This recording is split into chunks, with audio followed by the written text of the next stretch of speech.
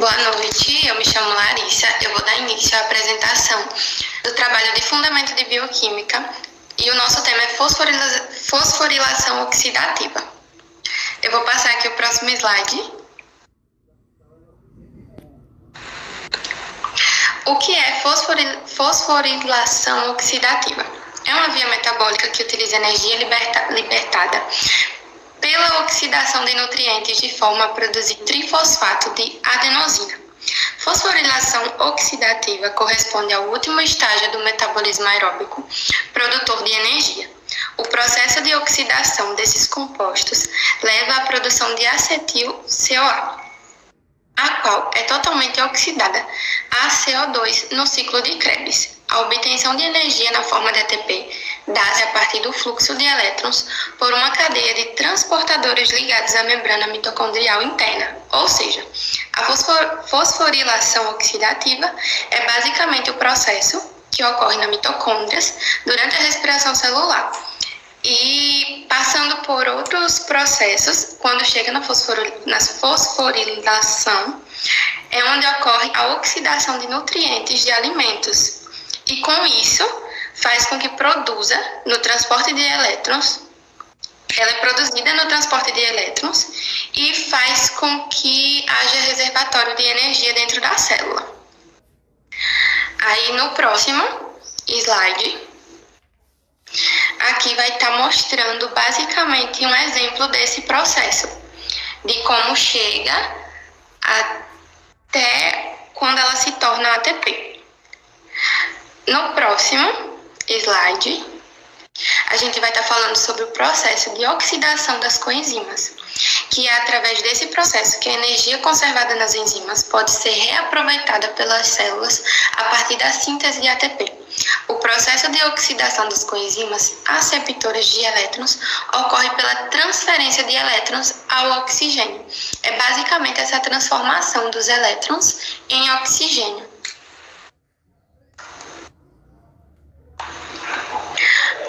No próximo slide, a gente vai estar falando sobre cadeia transportadora de elétrons. É a obtenção do gradiente de prótons é conseguida pela transferência indireta dos elétrons das coenzimas. Os compostos constituintes da cadeia são posicionados de forma crescente de acordo com seus potenciais de oxidorredução. Os componentes da cadeia transportadora de elétrons organizam-se na membrana mitocondrial interna em 4 complexos, ou seja, essa cadeia transportadora ela é dividida em 4 etapas. De elétrons, temos aqui o complexo 1, 2, 3 e 4, que é da fosforilação oxidativa, que vou mostrar aqui na próxima imagem para explicar melhor. São onde as moléculas intermediadoras de energia sintetizam inúmeras moléculas de ATP.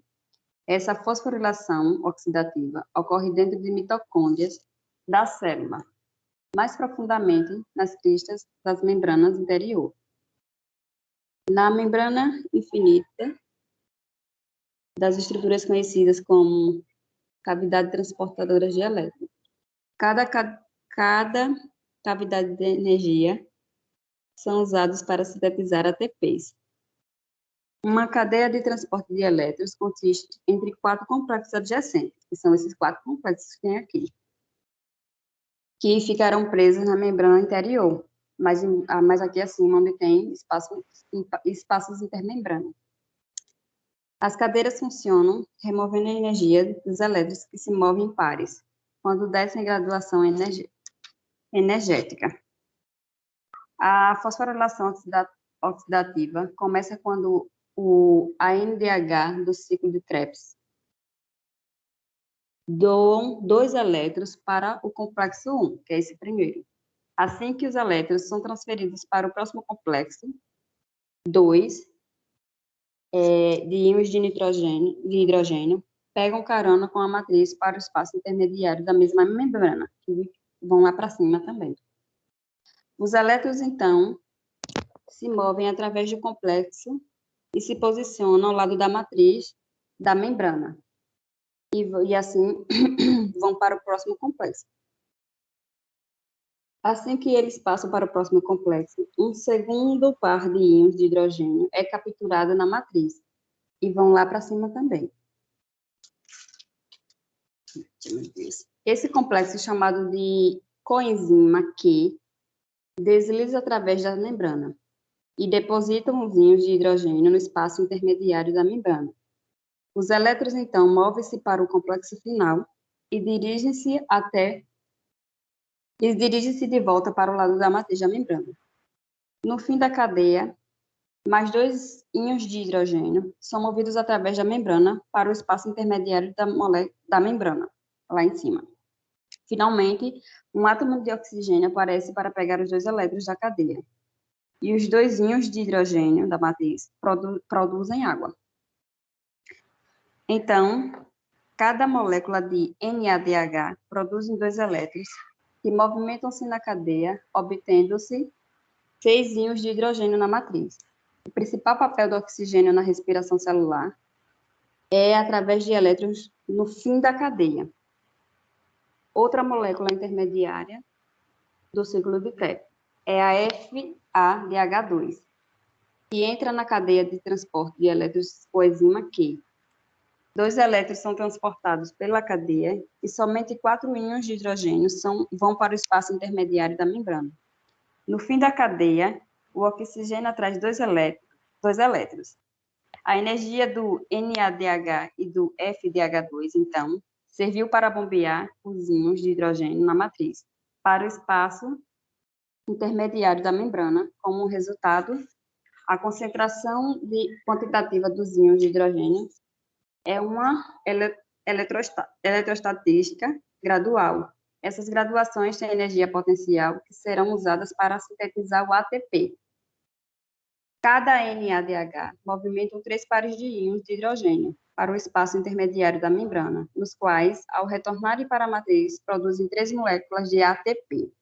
Agora, cada molécula de FDH2 movimenta 2 pares de íons de hidrogênio através da membrana, produzindo 2 moléculas de ATP. Próxima. Próxima. A ATP sintase. É um ATP do tipo F, que catalisa a formação de ATP a partir da ADP-IPI. A ATPase apresenta 3 sítios catalíticos idênticos que podem apresentar cada um em 3 conformações distintas. A etapa 1, ligação de ADP-IPI ao sítio de conformação frouxa. Etapa 2, alteração conformacional nos 3 sítios provocados pela passagem de prótons através da porção FO da ATP síntese. Etapa 3, o ATP é sintetizado no sítio onde havia ADP-IPI, que agora está na conformação apertada. E aqui é um exemplo. Isso aí é um exemplo da imagem do processo da ATP. Boa noite, meu nome é Naira, vim falar sobre o balanço energético.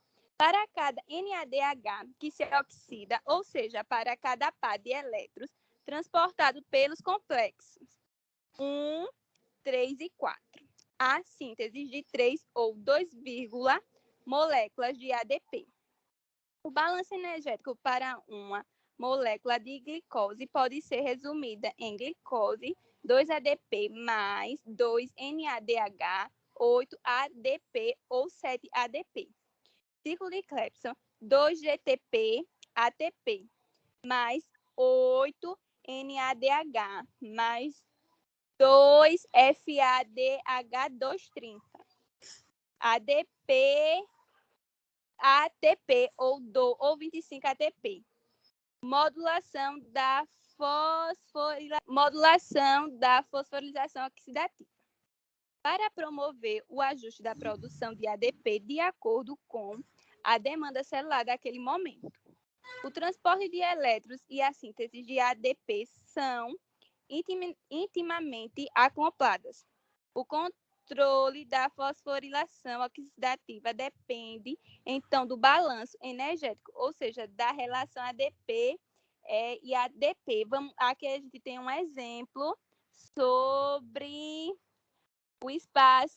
Aqui temos uns exemplos sobre o espaço intermembrana. Vou falar sobre as lançadeiras de NADH. A membrana interna da mitocôndria é impermeável a NAD+, e NADH.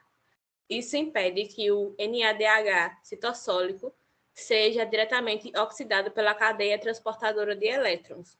Assim, o sistema de lançadeiras consegue driblar a impermeabilidade da membrana ao transferir os elétrons do NADH para um composto citossólico, que, reduzido, ele é capaz de atravessar a membrana mitocondrial interna, ou que é capaz de transferir esses elétrons para um componente da membrana. A lançadeira do maleato espartato, ele ocorre nas células hepáticas, renais e cardíacas. Nesse processo, o NADH citossólico reduz a oxaloacetato na reação catalisada pela maleato desidrogenase. O malato formado adentra a mitocôndria, onde ele é oxidado pela desidrogenase, desidrogenase mitocondrial, que também utiliza o NAD como coenzima. Esse aqui é um exemplo do processo de produção de um NADH mitocondrial a partir de um NADH citossólico. Voltando para a lançadeira do glicerol trifosfato, que ele ocorre no músculo esquelético e no cérebro. Nesse processo, o NADH citossólico reduz a dihidroxiacetona fosfato na reação catalisada pela glicerol trifosfato desidrogenase, formando apenas o glicerol trifosfato. E também vou falar um pouco sobre os inibidores e desacopladores. A inibição da cadeia respiratória consiste no impedimento da transferência de elétrons. Assim, um transportador reduzido é incapaz de passar adiante seus elétrons. E também ele é incapaz de receber elétrons de um transportador antecedente. Assim, todos os transportadores das cadeias anteriores, ao ponto de atuação da droga, estarão reduzidos. Esses aqui são os exemplos de inibidores. A rotenona, que é um inseticida, inibidora do complexo 1, que já foi explicado anteriormente. O malonato é inibidor inibidor competitivo da succinato desidrogenase, do complexo 2. Antimicina A, inibidor do complexo 3. Cianeto e monóxido de carbono, inibidores do complexo 4. Oligomicina, que bloqueia a porção FO do ATP, e um pouco dos desacopladores, que eles podem ser naturais, como azo-CP1, ou termogenina, ou artificiais, como o denitrofenol, DNP. Independente do tipo, todos os desacopladores desfazem o gradiente de prótons, uma vez que fornecem uma alternativa para a sua saída até a matriz mitocondrial, de modo que a energia é dissipada na forma de calor e a produção de ATP também é reduzida. Muito obrigado e boa noite.